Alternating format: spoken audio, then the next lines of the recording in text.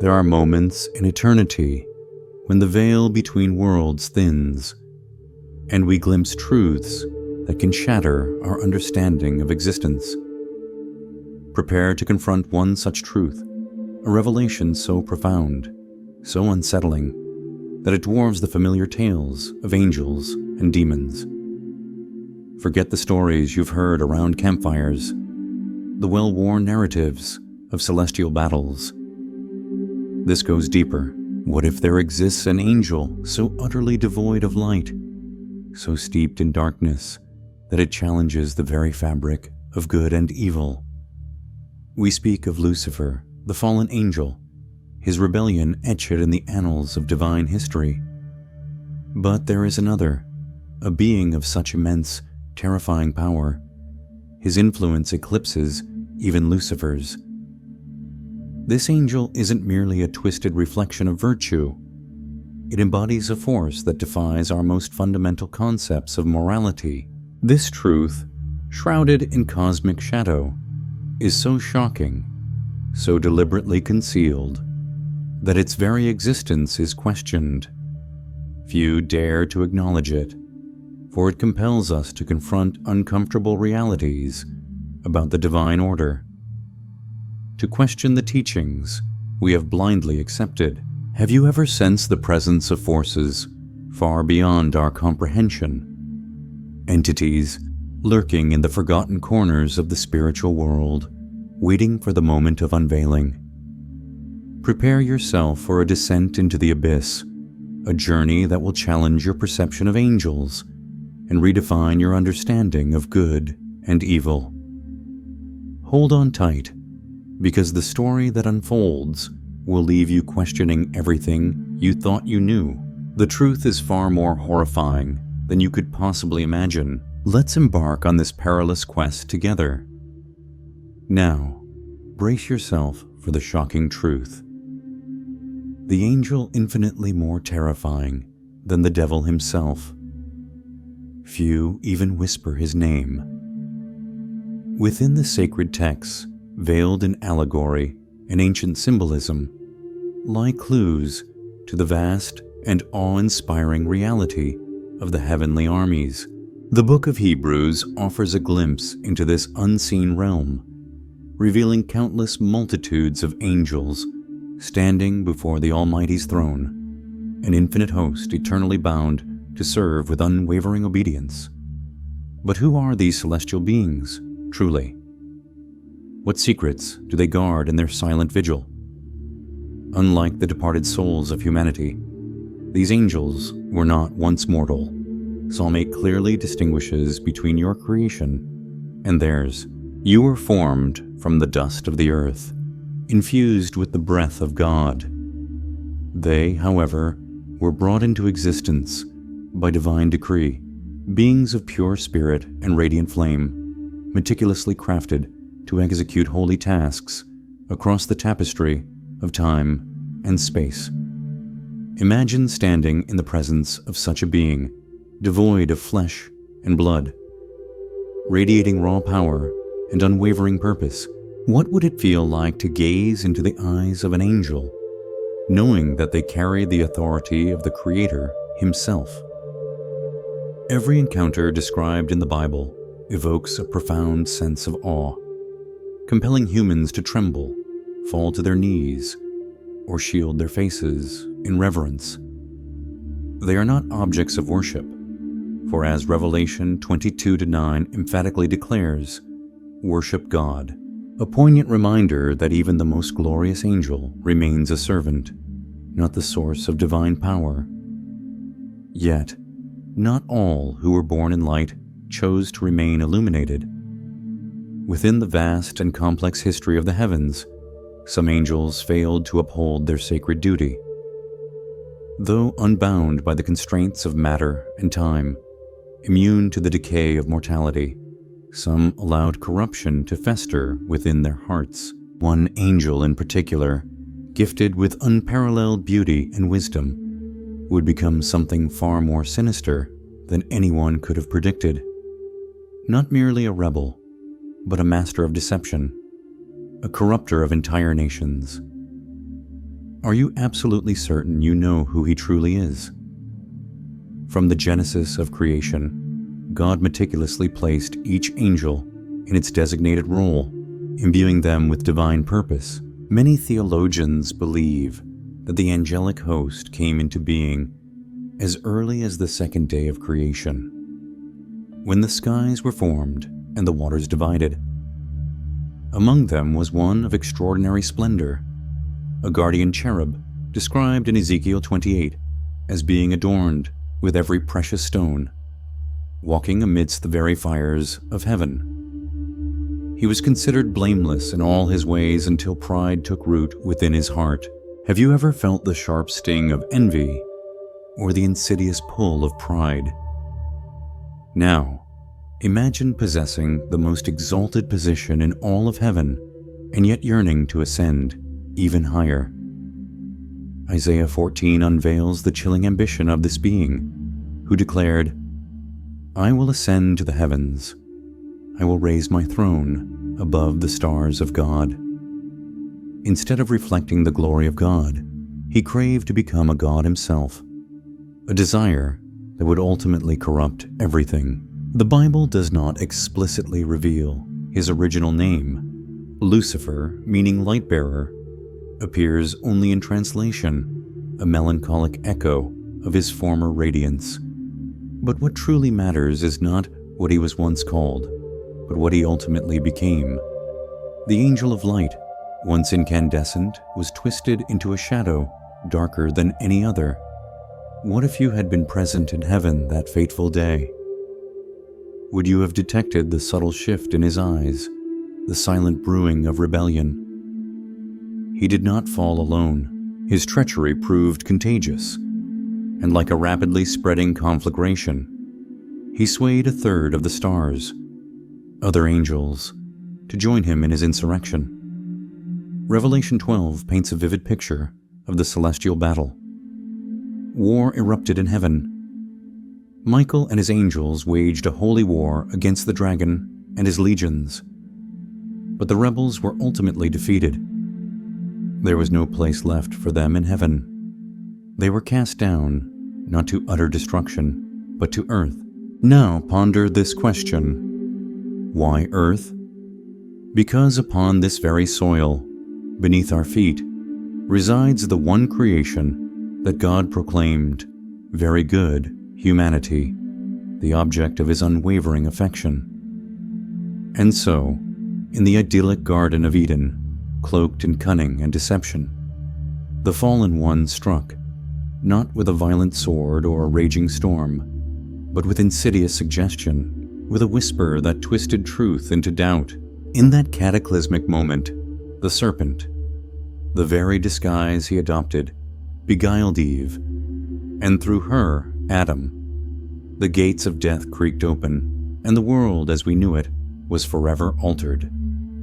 Can you feel the crushing weight of that pivotal moment? As if all of history held its breath in anticipation. And yet, that was merely the beginning. Though banished from heaven, this fallen angel never ceased his scheming. His fury only intensified with each passing era. The Apostle Paul cautions us in 2 Corinthians 11:14. Satan himself masquerades as an angel of light. Could it be that the very voice that seems comforting, logical, or even divinely inspired is actually the insidious voice of deception? Would you possess the discernment to distinguish between truth and falsehood if you were to hear it? He walks the earth now, not bound by physical chains, but empowered by pervasive influence, not wielding brute strength, but masterminding destructive ideas. His ultimate goal, to sever the sacred connection between you and God, to cloak truth in layers of lies, to prevent you from realizing your true identity in Christ, and perhaps even more terrifyingly, to make you forget that he exists at all. Now pause for a moment of introspection. What if I told you that the angel who transformed into something even more monstrous than the devil you imagine is not merely a villain of the past, but a palpable reality in your present life? Could he be subtly hiding behind the very things you cherish, the voices you trust, even the choices you believe are entirely your own? Keep watching. The next fragment of this intricate mystery will unravel everything you thought you understood. As the fallen cherub, the one whose insatiable pride transformed paradise into a relentless battlefield, relentlessly schemed against humanity, the heavenly realm did not stand idly by. The Bible introduces another significant figure, one of immense spiritual authority and unwavering divine loyalty, the Archangel Michael.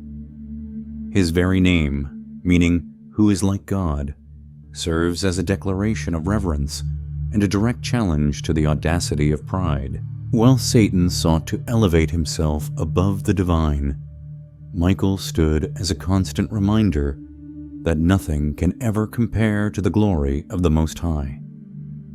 But who is Michael, truly? What sets him apart from the one who fell from grace? Michael is not simply any angel. He belongs to a distinguished and exalted order, the archangels.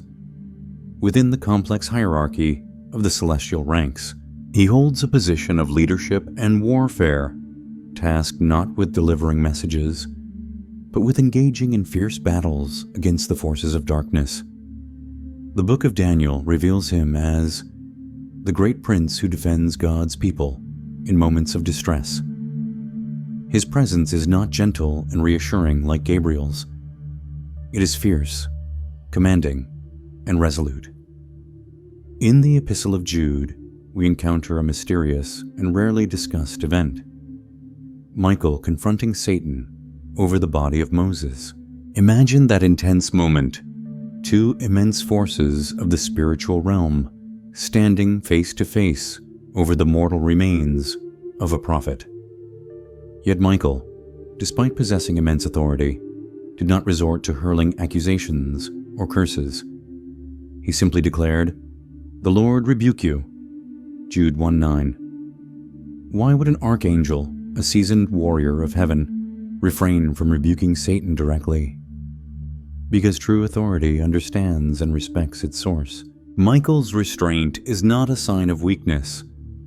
It is a testament to his profound wisdom.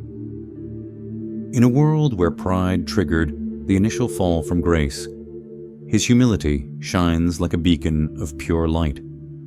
He entrusted judgment to God alone, demonstrating a model of perfect reverence. Even the highest-ranking angels, those who remained steadfast in their loyalty, bow before the sovereignty of the Lord.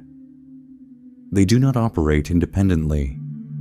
They serve, they obey, and they patiently await divine command. Can you fathom possessing that kind of immense power, yet consciously choosing submission over self-aggrandizement? What course of action would you have taken in Michael's place? We encounter Michael again in the book of Daniel, where the spiritual realms intersect with the destinies of earthly kingdoms. A heavenly messenger had been dispatched to deliver a crucial revelation to Daniel, but he was intercepted by the Prince of Persia, a powerful spiritual entity likely aligned with Satan's rebellious cause. For 21 long days, the messenger was blocked from completing his mission until Michael arrived with overwhelming strength. He shattered the resistance, finally enabling the message to reach Daniel. Have you ever considered whether unseen battles are being waged on your behalf in the spiritual realm? Whether angels are fighting in dimensions beyond your perception, simply to deliver a crucial truth to your spirit? This embodies the power and unwavering loyalty of Michael. He stands not for himself, but for the fulfillment of God's divine purposes. He fights not out of personal ambition, but because God's will must ultimately prevail. He defends not just the celestial realm, but those like Daniel, who walk with the Lord in humility, seeking truth with unwavering determination. And then there is another, not a warrior, but a messenger, not a defender, but a revealer of divine secrets. His name is Gabriel. Gabriel's presence is never inconsequential. When he appears, history is on the precipice of transformation. In Daniel chapters 8 and 9, it is Gabriel who elucidates the prophet's enigmatic visions, visions that speak of empires rising and falling, of God's intricate plan unfolding across the vast expanse of time. His voice carries the full weight of prophecy, and his words are never ambiguous. They pierce through confusion like divine light banishing the encroaching darkness. But it is within the Gospels that Gabriel's role becomes truly breathtaking. It was Gabriel who appeared to a young, unassuming teenage girl in Nazareth with the most sacred announcement ever uttered. You will conceive and give birth to a son, and you are to call him Jesus. Luke 1:31. Can you visualize that extraordinary moment? A humble maiden, startled and trembling, learning that her womb would carry the very Son of God. Gabriel did not arrive with thunderous spectacle or overwhelming force, merely with the unwavering authority of heaven and a message that would forever divide time into before and after. Prior to that pivotal moment, Gabriel appeared to Zechariah in the temple, breaking centuries of prophetic silence to declare that the barren would bear fruit, that John the Baptist would arrive to prepare the way for the Messiah. His words ignited a beacon of hope, illuminating the path toward the Messiah's long-awaited arrival. But ask yourself honestly, what if you were Mary? What if Gabriel appeared to you? Could you accept that something so profoundly holy was being entrusted to your care? Gabriel is not merely a deliverer of divine information. He is a living testament that God is still speaking, still reaching out, still providing guidance. He delivers secrets not to the proud and arrogant, but to the humble and contrite. And he reminds us that prophecy is not solely about the distant future. It is about the present moment that you are experiencing right now. So, what profound lessons can we glean from these celestial beings? From Michael, we witness unwavering obedience under intense pressure, immense power restrained by unwavering faith, a willingness to defer to God's judgment, even when confronting evil face to face. From Gabriel, we receive profound insight, prophetic visions, hope wrapped in a gentle whisper, and irrefutable proof that heaven will not remain silent when the moment for miracles arrives. And through both of these magnificent beings, we are reminded that not all angels succumbed to temptation, not all were seduced by the allure of pride. Some stood firm in their faith. Some continue to fight for you, even in this very moment, and their stories are far from over. But what if I were to reveal that there exists yet another angel, one who surpasses even Satan in terms of sheer terror, enigmatic mystery, and profound misunderstanding, one whose very identity will shake the foundations of everything you thought you knew about heaven and hell? Are you prepared to meet him? Buried deep within the final book of the Bible, amidst the cataclysmic plagues, cryptic seals, and divine judgments, lies the name of another angel, one that most individuals have never encountered, and even fewer dare to study. He is the fourth horseman of the apocalypse, almost entirely forgotten. Yet his very presence evokes a sense of darkness that some believe even Lucifer cannot match. His name is Abaddon in Hebrew and Apollyon in Greek. Both names convey the same chilling meaning: destruction, or even more ominously, the destroyer. He is not merely a symbolic representation. He is not simply an abstract concept. He is a distinct being, an angel whose authority does not stem from heaven's throne, but from the bottomless abyss itself. In Revelation 9, during the sounding of the fifth trumpet, a haunting and terrifying scene unfolds. A star falls from heaven to earth. But this is no ordinary celestial object. This star is given a key that unlocks the abyss, the bottomless pit of impenetrable darkness. Have you ever pondered what lies hidden beneath everything we perceive? What if the key that unlocks that unknown realm has already been forged, already awaits its moment of activation? As the pit is breached, smoke billows forth like the smoke emanating from a colossal furnace. The sun and the air are plunged into darkness, and from within this abyss, grotesque creatures emerge, beings described not as ordinary animals or ethereal spirits, but as monstrous locusts unlike anything the earth has ever witnessed. These are not insects of nature, but entities of torment, their sole mission to inflict excruciating pain, not death, on every human being who does not bear the seal of God upon their forehead. Can you imagine a world where pain inundates the earth like a raging fire, where no shelter offers respite, and the torment persists not for mere minutes or days, but for 5 agonizing months?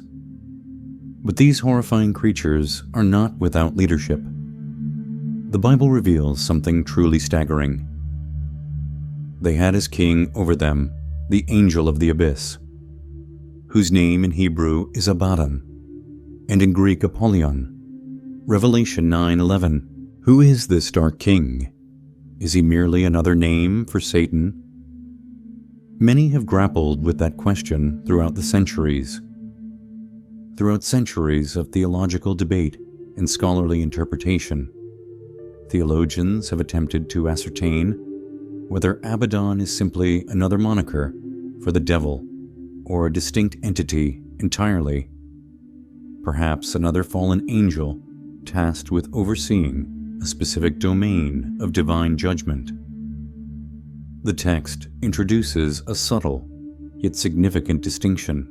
While Satan is frequently referred to as the dragon, the accuser, and the deceiver, Abaddon is never portrayed as the mastermind orchestrating all evil.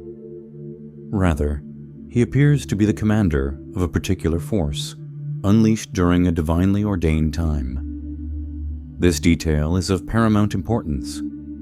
Abaddon does not operate on his own accord. He does not possess the authority to decide when the abyss will open. He does not wield the key to unlock it. He is bound to wait. Someone must grant him permission, and that someone is God. Ponder that unsettling truth for a moment. What manner of angel must he be, that even in his destructive actions, his movements remain subject to divine command? It is a profoundly terrifying truth. Even the darkest and most malevolent forces in the universe cannot operate without God's allowance.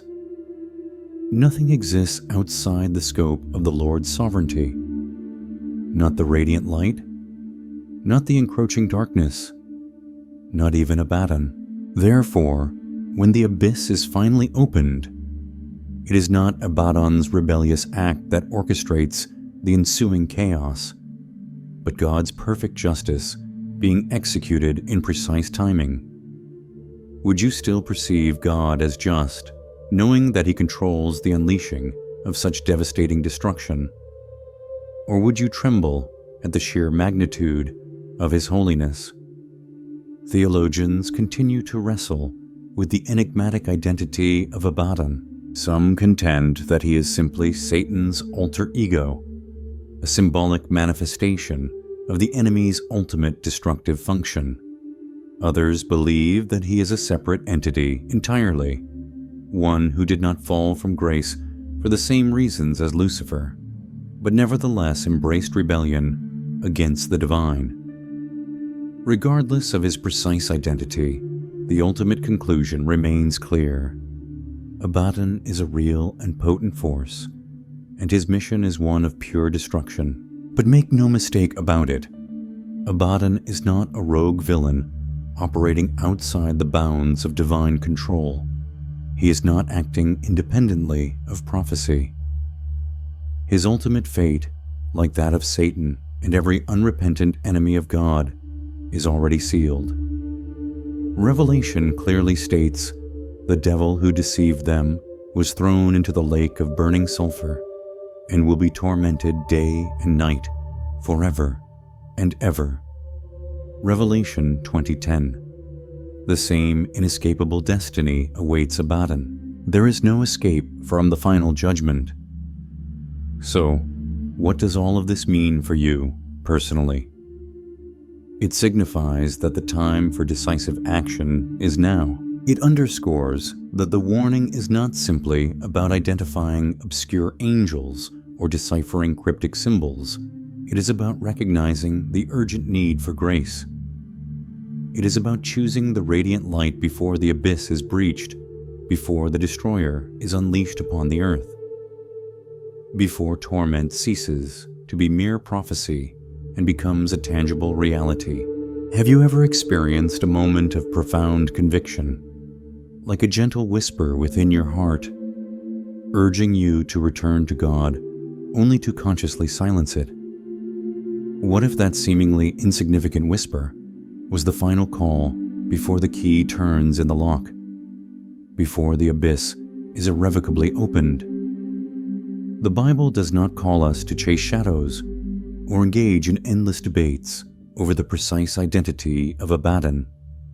It calls us to awaken from our spiritual slumber, to repent of our past transgressions, and to bow in humble reverence before the only name that can offer salvation.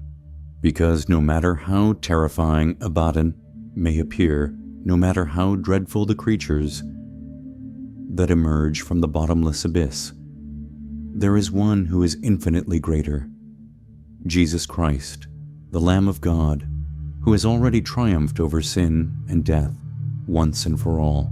His precious blood sealed your hope long before the abyss was even opened, and at his name, every knee will ultimately bow, even those who once reigned over the darkest and most desolate places. In light of all of these profound revelations, a haunting question emerges from the ashes of Revelation's vivid imagery. Why do some refer to Abaddon as the angel who is even more terrifying than the devil himself? What makes this name, so rarely spoken and so shrouded in mystery, carry a weight that some believe even Satan cannot match?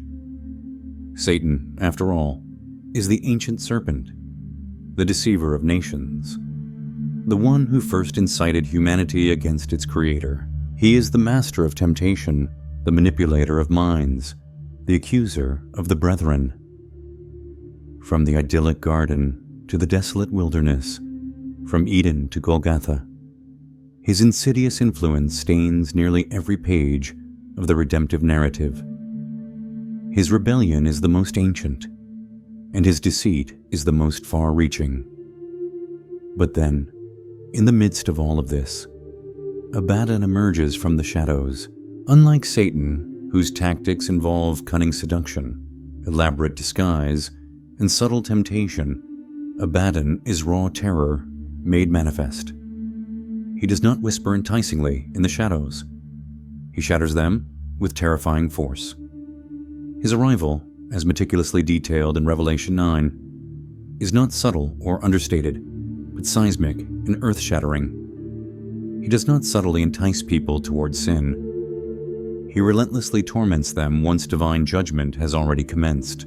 While Satan corrupts the will through subtle manipulation, Abaddon crushes the very flesh. Are you beginning to grasp the crucial distinction? Imagine it vividly in your mind's eye. The air thick with suffocating smoke, the sky plunged into impenetrable darkness, and the pit of the abyss yawning open like the very mouth of hell itself. What manner of angel must it be to command the unspeakable horrors that emerge from that bottomless pit? These grotesque locust-like creatures, with faces resembling men, teeth like ravenous lions, and tails armed with stinging scorpions, are not mere symbols. They are terrifying weapons, and Abaddon is their fearsome king. Where Satan plays a long and intricate game of deceit that spans generations, Abaddon operates within a single, focused eruption of divine judgment. He is not attempting to persuade or entice. He is ruthlessly punishing those who have already chosen the path of sin and darkness, and in that sense, some theologians believe his role is even more terrifying, because his mission is not to tempt individuals into sin, but to inflict excruciating suffering upon those who have already made that fateful choice. Have you ever witnessed judgment unveiled without any trace of mercy? Can you imagine standing upon the earth during those horrific days, watching the sky burn with apocalyptic flames, and realizing that it is no longer a mere warning, but the full and complete execution of a divine sentence? That is precisely why some theologians refer to Abaddon as being even more terrifying than the devil himself. His cruelty is not subtle or nuanced. It is intensely concentrated. His terrifying appearance signals that the era of gentle persuasion is over, and the time for divine retribution has irrevocably begun within this divinely ordained prophetic timeline.